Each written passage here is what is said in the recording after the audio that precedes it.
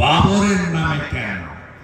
বাবর ছিলেন লুটেরা, বাবর ছিলেন বলাৎকারী, বাবর ছিলেন ধর্ষক, বাবর এসে মন্দির ভেঙেছেন, হিন্দু মা বোনের ইজ্জত লুটেছেন, হিন্দুদের ধর্ম পরিবর্তন করিয়েছেন।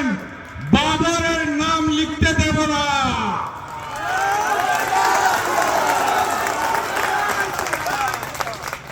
আপনাদের ঠিক করতে হবে।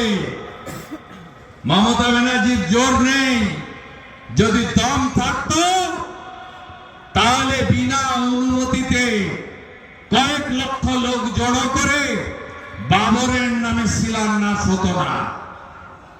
তাই মমতা যদি মুখ্যমন্ত্রী থাকে, হুমায়ুনরা যদি 90 জন এমএলএ নিয়ে আসে, বাবরের নাম তো লেখা হয়েছে, লেনিনের নামও মোছা হবে, এখানেও ঔরঙ্গজেবের নাম লিখে দিয়ে যাবে।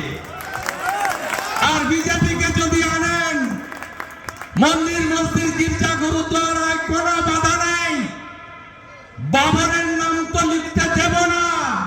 সঙ্গে গোটা পশ্চিম বাংলায় ঔরঙ্গজেব, শাহজাহান, হুমায়ুন কারোর নাম রাখতে দেব না।